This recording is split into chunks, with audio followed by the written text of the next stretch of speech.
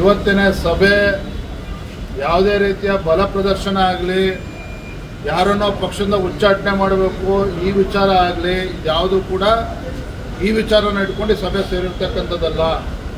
ಪಕ್ಷವನ್ನು ಹೇಗೆ ಸರಿಪಡಿಸಬೇಕು ಅಂತಕ್ಕನ್ನ ಅನ್ನುವ ಕರ್ತವ್ಯ ರಾಜ್ಯದ ಅಧ್ಯಕ್ಷನಾಗಿ ನಂದು ಕೂಡ ಇದೆ. ಪಕ್ಷದ ಹಿರಿಯರು ವರಿಷ್ಠರು ಕೂಡ ಇದ್ರ ಬಗ್ಗೆ ನಮಗೆ ಮಾರ್ಗದರ್ಶನ ನೀಡುತ್ತಾರೆ. ಆದರೆ ಇವತ್ತಿನ ಸಭೆ ಇವೆಲ್ಲವನ್ನು ಕೂಡ ಬದಿಗಿಟ್ಟು ಪಕ್ಷವನ್ನು ಬಲಪಡಿಸ್ತಕ್ಕಂಥ ನಿಟ್ಟಿನಲ್ಲಿ ಎಲ್ಲರನ್ನೂ ಕೂಡ ಜೊತೆಗೆ ತೆಗೆದುಕೊಂಡು ಹೋಗ್ಬೇಕು, ಈ ನಿಟ್ಟಿನಲ್ಲಿ ಸಭೆಯನ್ನು ಮಾಡಿದ್ವಿ. ಎಲ್ಲ ಕಾಂಗ್ರೆಸ್ನಲ್ಲಿ ಸರ್ ಡಿ.ಕೆ. ಶಿವಕುಮಾರ್ ಅವರು ಟೆಂಪಲ್ ರನ್ ಮಾಡ್ತಾ ಇದ್ದಾರೆ. ಇನ್ನೊಂದು ಕಡೆ 13 ತಾರೀಕು ಶಾಸಕರ ಸಭೆ ಕರೆದಿದ್ದಾರೆ, ಇನ್ನೊಂದು ಕಡೆ ಡಿನ್ನರ್ ಪಾಲಿಟಿಕ್ಸ್ಗೆ ಬ್ರೇಕ್ ಹಾಕಿದ್ದಾರೆ. ಏನು ನಡೀತಿದೆ? ಡಿ.ಕೆ. ಶಿವಕುಮಾರ್ ಅವರು ಇತ್ತೀಚೆಗೆ ನಡೆದ ಬೆಳಗಾವಿ ಅಧಿವೇಶನದಲ್ಲಿ, ಚಳಿಗಾಲದ ಅಧಿವೇಶನದಲ್ಲಿ ಸದನದಲ್ಲಿ ಮಾತನಾಡಿದ್ದಾರೆ, ಒಂದು ಮಾತನ್ನು ಹೇಳಿದ್ದಾರೆ. ಹಿಂದೆ ಪಾಪ ಎಸ್.ಎಂ. ಕೃಷ್ಣ ಅವರು ಅಂದಿನ ಮುಖ್ಯಮಂತ್ರಿಗಳು ಮಂತ್ರಿಮಂಡಲದಲ್ಲಿ ತೆಗೆದುಕೊಳ್ಳದೆ ಇದ್ದಾಗ ಅವರು ಗುರುಗಳು ಹೇಳಿದ್ರಂತೆ, ಸಿಗಲಿಲ್ಲ ಅಂದರೆ ಒದ್ದು ಕಿತ್ಕೋಬೇಕು ಅಧಿಕಾರವನ್ನು ಅಂತೇಳಿ. ಅದನ್ನು 15 ವರ್ಷಗಳ ನಂತರ ಮತ್ತೊಮ್ಮೆ ಡಿ.ಕೆ. ಶಿವಕುಮಾರ್ ಅವರು ಸದನದ ಒಳಗಡೆ ನೆನಪು ಮಾಡಿಕೊಂಡಿದ್ದಾರೆ. ಸೊ ಆ ಮಾತಿನ ಮರ್ಮ ಏನೋ, ಉದ್ದೇಶ ಏನೋ ನಿಮಗೂ ಕೂಡ ಅರ್ಥ ಇದೆ ಅಂತ ನಾನು ಭಾವಿಸಿದ್ದೇನೆ. ಇದರ ಹಿನ್ನೆಲೆಯಲ್ಲಿ ಒಂದು ಕಡೆ ಸಿದ್ದರಾಮಯ್ಯನವರ ಪವರ್ ಶೇರಿಂಗ್ ಫಾರ್ಮುಲಾ ಏನಿದೆ ಎಲ್ಲ ಒಂದು ಕಡೆ ಅಂತ್ಯಗೊಂಡಿದೆ ಅನ್ನೋ ವಿಚಾರ ನಮಗೂ ಕೂಡ ಬೀಳ್ತಾ ಇದೆ. ಪವರ್ ಶೇರಿಂಗ್ ಫಾರ್ಮುಲಾ ಏನಿದೆ ಅಂತೇಳಿ ಡಿ.ಕೆ. ಶಿವಕುಮಾರ್ ಅವರು ಹೇಳಬೇಕು, ಸಿದ್ದರಾಮಯ್ಯನವರು ಹೇಳಬೇಕು. ಆದರೆ ನಮಗಿರ್ತಕ್ಕಂಥ ಮಾಹಿತಿ ಸಿದ್ದರಾಮಯ್ಯರ ಅವಧಿ ಪೂರ್ಣಗೊಳ್ತಾ ಇದೆ ಅಂತೇಳಿ. ಹಾಗಾಗಿನೇ ಸಿದ್ದರಾಮಯ್ಯನವರು ಕೂಡ ದಾಳವನ್ನು ಉರುಳಿಸ್ತಾ ಇದ್ದಾರೆ. ಬೇರೆ ಬೇರೆ ಸಚಿವರ ಮುಖೇನ ಮೂಲಕ ಡಿನ್ನರ್ ಪೊಲಿಟಿಕ್ಸು ಕಾಂಗ್ರೆಸ್ ಪಕ್ಷದಲ್ಲಿ ಈಗಾಗಲೇ ಪ್ರಾರಂಭ ಆಗಿದೆ. ನಾನು ಅವತ್ತೇ ಹೇಳಿದ್ದೇನೆ, ಯಾವಾಗ ಸಚಿವರ ಮನೆಯಲ್ಲಿ ಕೆಲವು ಮಂತ್ರಿಗಳು ಶಾಸಕರನ್ನ ಸೇರಿಸಿದ್ರು ಅಲ್ಲೇ ಸಿದ್ದರಾಮಯ್ಯನವರ ಆಟ ಪ್ರಾರಂಭ ಆಗಿದೆ ಅಂತಕ್ಕಂಥದ್ದು ಜಗಜ್ಜಾಹೀರಾಗಿದೆ. ಅವರ ಹೈಕಮಾಂಡ್ ಏನೇ ಹೇಳಿದ್ರು ಸಹ ಡಿನ್ನರ್ ಪೊಲಿಟಿಕ್ಸ್ ಕಂಟಿನ್ಯೂನೂ ಕೂಡ ಆಗ್ತದೆ, ಮುಂದುವರಿತದೆ.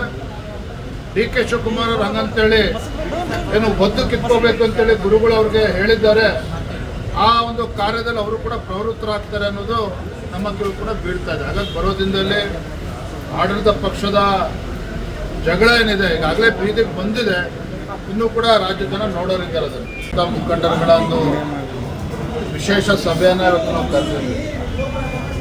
ಹಿರಿಯರಾಗಿರ್ತಕ್ಕಂಥ ಸಂಸದೀಯ ಮಂಡಳಿಯ ಸದಸ್ಯರು, ಮಾಜಿ ಮುಖ್ಯಮಂತ್ರಿಗಳು, ರೈತ ನಾಯಕರು, ಸನ್ಮಾನ್ಯ ಬಿ.ಎಸ್. ಯಡಿಯೂರಪ್ಪನವರು, ಮಾಜಿ ಮುಖ್ಯಮಂತ್ರಿಗಳಾಗಿರ್ತಕ್ಕಂಥ ಸದಾನಂದ ಗೌಡಜಿಯವರು, ವಿಪಕ್ಷ ನಾಯಕರುಗಳಾದ ಆರ್ ಅಶೋಕ್ ಅವರು, ಚಲವಾದಿ ನಾರಾಯಣ ಸ್ವಾಮಿ ಅವರು, ಅದೇ ರೀತಿ ನಮ್ಮ ಹಿರಿಯರು ಮಾರ್ಗದರ್ಶಕರಾಗಿರ್ತಕ್ಕಂಥ ಕೃಷ್ಣ ಭಟ್ರು ವಿಧಾನ ಪರಿಷತ್ ಸದಸ್ಯರು ಅವರು ಕೂಡ ಈ ಸಭೆಯಲ್ಲಿ ಭಾಗವಹಿಸಿದ್ರು. ಈ ಸಭೆಯ ವಿಶೇಷತೆ ಏನಪ್ಪ ಅಂತ ಹೇಳಿದ್ರೆ, ನಾನು ರಾಜ್ಯದ ಅಧ್ಯಕ್ಷನಾದ ಮೇಲೆ ಬಹುಶಃ 8 ತಿಂಗಳುಗಳಿಂದನೇ ಸಭೆನ ಆಯೋಜನೆ ಮಾಡಬೇಕಾಗಿತ್ತು.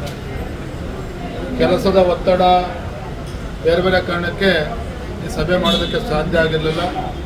ಆದರೆ ಇಂದಿನ ಸಭೆಯಲ್ಲಿ ಪಕ್ಷವನ್ನು ಹೇಗೆ ಇನ್ನೂ ಬಲಪಡಿಸಬೇಕು, ಮುಂದಿನ ದಿನಗಳಲ್ಲಿ ಎಲ್ಲ ಸಮಾಜ, ಎಲ್ಲ ವರ್ಗದ ಜನರನ್ನು ವಿಶ್ವಾಸಕ್ಕೆ ತೆಗೆದುಕೊಂಡು ಜಿಲ್ಲಾ ಪಂಚಾಯಿತಿ, ತಾಲೂಕ್ ಪಂಚಾಯಿತಿ ಚುನಾವಣೆಗಳು, ನಮ್ಮ ಕಾರ್ಯಕರ್ತರ ಚುನಾವಣೆ, ಹೇಗೆ ನಾವು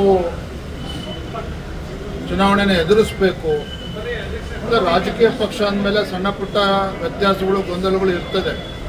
ಅವೆಲ್ಲವನ್ನು ಕೂಡ ಕೇಂದ್ರದ ವರಿಷ್ಠರು ಗಮನಿಸ್ತಾ ಇದ್ದಾರೆ. ಅದು ನಮ್ಮೆಲ್ಲರ ಕರ್ತವ್ಯ. ನಾವೆಲ್ಲರೂ ಕೂಡ ಒಗ್ಗಟ್ಟಾಗಿ, ಒಂದಾಗಿ ಪಕ್ಷವನ್ನು ಬಲಪಡಿಸ್ತಕ್ಕಂಥ ಕೆಲಸ ಮಾಡಬೇಕು ಅನ್ನೋ ಸಂದೇಶವನ್ನು ಸನ್ಮಾನ್ಯ ಯಡಿಯೂರಪ್ಪನವರು ಎಲ್ಲ ಹಿರಿಯರು ಕೂಡ ನೀಡಿದ್ದಾರೆ. ಮತ್ತು ರಾಜ್ಯದ ರಾಜಕೀಯ ಪರಿಸ್ಥಿತಿ ಬಗ್ಗೆಯೂ ಕೂಡ ನಾವು ಚರ್ಚೆ ಮಾಡಿದ್ದೇವೆ. ಯಾವ ಗ್ಯಾರಂಟಿಗಳನ್ನು ನಂಬಿಕೊಂಡು ಇವತ್ತು ಕಾಂಗ್ರೆಸ್ ಸರ್ಕಾರ, ಆಡಳಿತ ಪಕ್ಷ ಇವತ್ತು ಈ ರಾಜ್ಯವನ್ನು ಅಧೋಗತಿಗೆ ತೆಗೆದುಕೊಂಡು ಹೋಗ್ತಾ ಇದ್ದಾರೆ.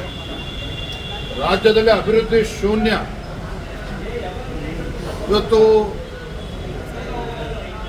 ಬಾಣಂತಿಯರ ಸಾವಿನ ಪ್ರಕರಣ ಇರ್ಬೋದು, ನವಜಾತ ಶಿಶುಗಳ ಒಂದು ಮರಣ, ಒಂದು ಕಡೆ ಸರಣಿ ಮರಣ ಹೊಂದ್ತಾ ಇರ್ತಕ್ಕಂಥದ್ದು, ಭ್ರಷ್ಟಾಚಾರ, ಆತ್ಮಹತ್ಯೆ ಪ್ರಕರಣಗಳು, ಒಟ್ಟಾರೆಯಾಗಿ ಸರ್ಕಾರದ ಬಗ್ಗೆ ರಾಜ್ಯದ ಜನ ಇವತ್ತು ಬೇಸತ್ತಿದ್ದಾರೆ. ಆಡಳಿತ ಪಕ್ಷದ ಶಾಸಕರು ಕೂಡ